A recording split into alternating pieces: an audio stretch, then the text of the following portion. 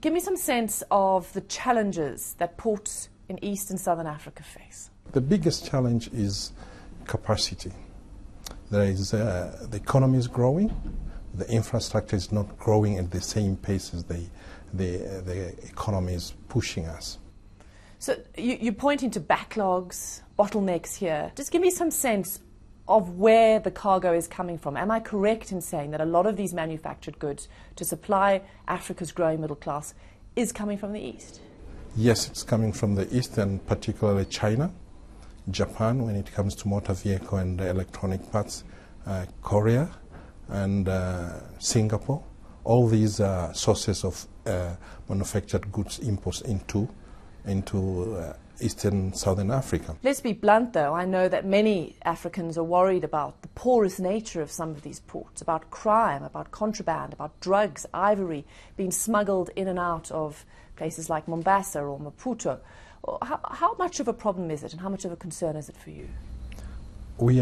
It's quite a problem, but the government has taken it seriously as well. They've instituted various measures to counter the activities of these illegal operations. There are now bodies inside the port which do several things. One of them is screening the containers, screening all types of cargoes that are going through. The other one is physical inspection, randomly or by selective arrangements, and also they are even bringing in sniffer dogs just to sniff around to see if there is anything illegal that is going out of the country. But there is concern that some of Africa's ports, of course, are being used as sort of conduits for drug routes, for all sorts of contraband coming in and out of the continent, that there's just not enough control at the ports. There is control in the ports, but not enough.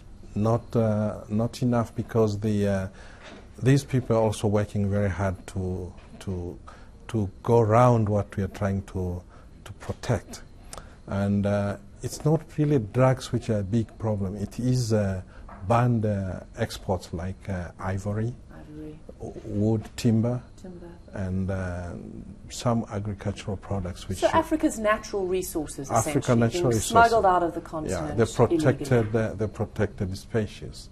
There are some people who still need them. But with collaboration of the destination ports, we've been able to arrest many of these incidences. Hong Kong particularly, I know there was a raid there with ivory recently. With ivory, some have been going to Vietnam.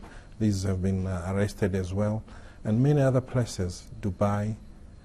So people are working really hard to try and counter these illegal activities. Real concern along Mozambique's coast, of course, that Mozambique's timber, its natural forests, are being shipped out to China, isn't there, as well? Exactly. But illegally? Yes, but they're also working on... you can export timber, but timber which is not an endangered species. But the precious logs cannot be taken out.